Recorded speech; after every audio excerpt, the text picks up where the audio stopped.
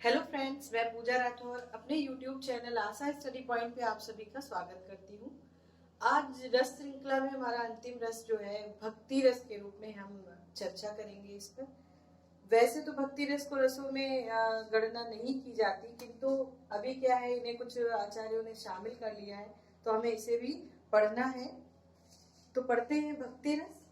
भक्ति, जैसा कि इसका नाम ही है, ये किससे सीधे जुड़ा हुआ है? तो ईश्वर के प्रति अनुराग से जुड़ा हुआ है। इसकी डेफिनेशन भी यही है, जहां ईश्वर के प्रति अनुरक्ति या अनुराग का वर्णन किया जाए, यानी कि वैसे तो इसका भी जो स्थायी भाव है वो ईश्वर विषयक रति या भगवत विषयक रति होता है।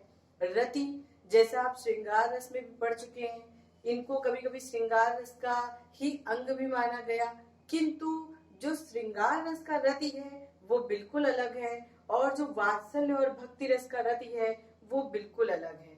श्रृंगार रस में नायक नायिका, पति पत्नी इत्यादि का जो प्रेम होता है, उसमें काम भावना भी होती है, उसमें अठखेलियां होती हैं एक प्रेमी प्रेमिका की, वो शारीरिक आकर्षण से भी युक्त होता है।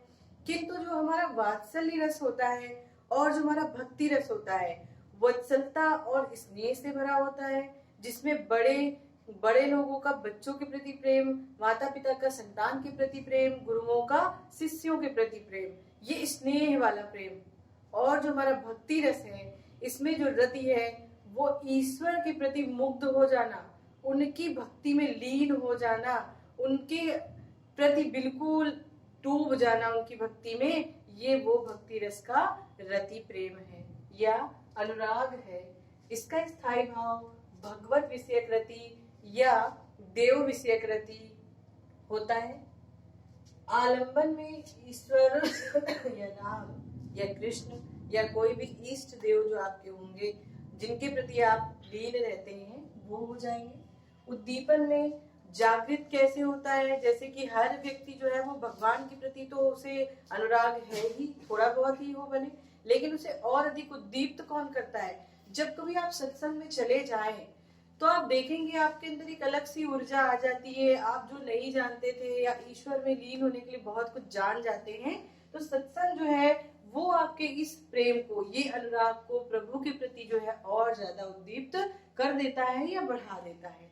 तो उद्दीपन में सत्संग या ईश क्रियाकलाप, जैसे आप कोई ऐसी रचना पढ़ते हैं जैसे भगवान ने भक्त को दर्शन दिए, अपना दिव्य रूप दिखाया, तो ये सारी चीजें आपके उद्दीपन को और अधिक उद्दीप्त करती हैं। और भक्तों का समागम, भक्त जब एकदम लीन हो जाए भक्ति में, सत्संग में, तो वो उद्दीपन का कार्य करता है। अनुभव क्या है? जब आप उद्दीप्त होते हैं भक्ति से, तो क्या करते हैं? भगवान का भजन कीर्तन करते हैं, उनका नाम जापते हैं। कुछ लोगों को देखा होगा आपने, माला जापते हैं, तो केवल माला ही मत जापिए, बल्कि मन से ईश्वर को मानिए। भक्ति रस में डूबना, ईश्वर कभी नहीं कहते कि मुझ पे आप कुछ चढ़ाएं, अर्पित करें, बल्कि आप भक्ति जो है वो सिर्फ मन से, भाव, भक्ति क्या है? सिर्फ भाव की होती है। तो भाव से आप ईश्वर को माने, उनकी आराधना करें, सिर्फ ईश्वर यही चाहते हैं। सबसे बड़ा समर्पण जो ईश्वर के प्रति होगा वो आपके भाव। अगर आप अच्छे तरीके से बिहेव करते हैं, लोगों से अच्छे से आप रहते हैं, तो यही सबसे बड़ी पूजा होती है भगवान की। तो यानी कि आंखों से आंसू आना, कभी कभी आप भक्ति करते करते रोने लग जाते हैं, किससे कहें? आपकी लाइफ में इतने सारे कष्ट हैं, दुख है, तो क्या करें, आंसू तक आ जाते हैं भगवान की भक्ति में। एक अद्भुत अलौकिक दृश्य जो है वो आपके सामने होता है, आंसू आ जाना और गदगद हो जाना। कभी कभी सत्संग में लोग उठ के क्या है, भगवान की भक्ति में लीन होकर नृत्य करने लगते हैं, नाचने गाने लगते हैं। ये सब क्या है? भक्ति रस के अंतर्गत अनुभव में आता है, यानी कि उस आश्रय के क्रियाकलाप क्या होंगे। संचारी भाव में देखिए, हर्ष, निर्वेद, मति और तर्क।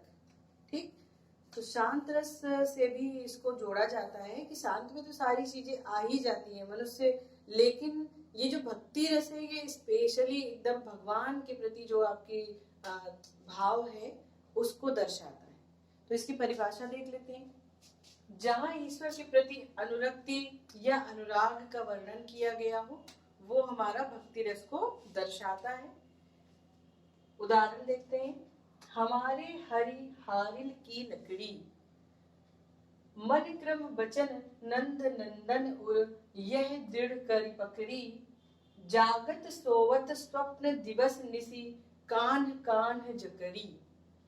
ये सूरदास के पद से वर्णित है आपकी जो लाइनें हैं।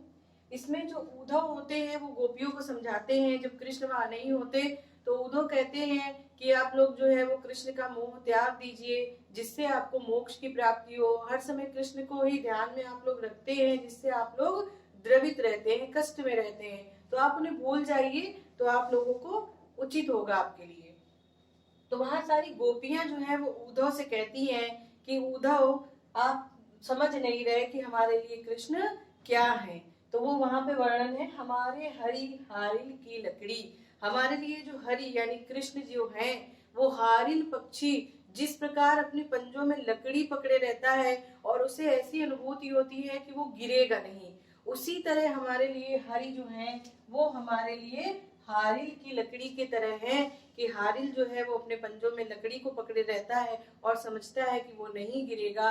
उसी तरह हमारी जो आसक्ति है, पूर्ण रूप से जो हमारा विश्वास है वो हरि पर है कि हम जो मन क्रम वचन नंद नंदन उर, हमारे मन में हमारे वचन में हर समय जो है वो नंद के नंदन यानी कि नंद के पुत्र यानी कृष्ण का जो है वास रहता है हमारे हृदय में, यह दृढ़ करी पकड़ी। इस तरह हमने भी उनको अपने मन क्रम वचन में बसा रखा है कि वो हमसे कभी दूर नहीं हो सकते, हमसे कभी बिछड़ नहीं सकते। जागत सोवत स्वप्न दिवस निसी, चाहे हम जाग रहे हो, चाहे सो रहे हो, चाहे स्वप्न देख रहे हो, चाहे दिन हो या रात हो, हम तो केवल कान कान जकरी, हमने तो उन कृष्ण का ही नाम केवल जपते रहते हैं और वो हमें कभी भी नहीं भूलेंगे, नहीं त्यागेंगे, ऐसी ही हमारी उम्मीद रहती। तो गोपियां जो है वो कृष्ण भगवान का ध्यान करती हैं, यानी यहाँ क्या है, उनकी भक्ति करती हैं। भलो जो है पोच जो है दाहिने जो बाम रे, राम नाम ही सो अंत सभी को काम रे। तो यहाँ पर भी पंक्तियों में बताया गया है कि चाहे कोई भला हो, चाहे निकृष्ट हो यानी दुष्ट हो, चाहे दाहिना है या बाया है, राम नाम से ही हर व्यक्ति को अंततः परिचित होना है, राम नाम में ही लीन होना है। सभी के काम जो है वो सिर्फ राम के नाम से ही बनते हैं, यानी कि हम सत्य के मार्ग पर चले, सही कर्म करें, तभी हमें अपना अच्छा एक अंत प्राप्त होता है। नेक्स्ट देखते हैं, असुवन जल सींच सींच प्रेम बेल बोई, मीरा की लगन लागी होनी हो सो होई। यहाँ पर जो मीरा जी के प्रेम का वर्णन किया गया है कृष्ण जी के प्रति कि वो आंसुओं से सींच सींच कर उन्होंने अपने प्रेम की बेल को बोया है, यानी कृष्ण के प्रति जो उनकी भक्ति है, जो उनका अनुराग है, जो उनका प्रेम है, उसको उन्होंने सींचा है अपने आंसुओं से। मीरा की लगन लागी, उनकी ऐसी लगन कृष्ण में लग गई है, अब वो जो कहती हैं अब जो होना होगा भविष्य में वो होगा, मैं तो पूरी तरह से गिरधर गोपाल के ही रंग में रंगी हूँ। यहाँ पे एक लाइन और आप समझ सकते हैं, मेरो तो गिरधर गोपाल, यानी कि उन्होंने अपने आप को पूर्ण रूप से ईश्वर की भक्ति में सौंप दिया है। तो यहाँ आश्रय कौन हो जाएंगी, मीरा जी हो जाएंगी, विषय जो है वो कृष्ण हो जाएंगे, यहाँ उद्दीपन जो है आंसू हो जाएंगे, और संचारी भाव और अनुभाव जो है उनका रोना, उनकी लगन जो है वो हो जाएगा। एक और देख लेते हैं, राम जपू राम जपू राम जपू बाबरे, घोर भव नीर निधि नाम निजी नावरे। यहाँ पर लेखक जो है ये बताना चाहता है कि राम का नाम जपते रहिए, राम का नाम जपते रहिए, राम का नाम जपते रहिए, यानी राम का नाम जपने से ही क्या होगा, घोर भव नीर निधि, ये जो भंवर रूपी संसार है जिसमें लोग क्या है माया के में लीन होकर केवल घूमते रहते हैं, डूब जाते हैं माया में, तो अंततः डूब जाते हैं। इसलिए राम का नाम जपो। जिस तरह भाव से नाव जो है उसमें बैठकर पार किया जा सकता है, सागर को या नदी को नाव में बैठकर पार किया जा सकता है, उसी प्रकार इस संसार रूपी जो है नदी से हमें पार लगाने के लिए राम रूपी नाव का प्रयोग हमें करना चाहिए। अर्थात अगर हम ईश्वर में अपना मन लगाएंगे, अच्छी भावनाएं रखेंगे, तो हम भी इस मोक्ष को प्राप्त कर लेंगे। तो ये हमारा भक्ति रस रहा, इसका आप स्थायी भाव याद रखें, और उदाहरण भी सरल ही होते हैं इसके, आप समझ जाएंगे। और अगर आपको वीडियो अच्छा लगे तो लाइक, सब्सक्राइब, शेयर करें, सपोर्ट करें। और मैं पूरी कोशिश करूंगी कि जो भी एग्जाम्स आपके हैं जिसमें हिंदी आनी है, सामान्य हिंदी, और मैं अच्छे से अच्छे वीडियो आपके लिए बनाऊं, यही मेरी कोशिश रहेगी।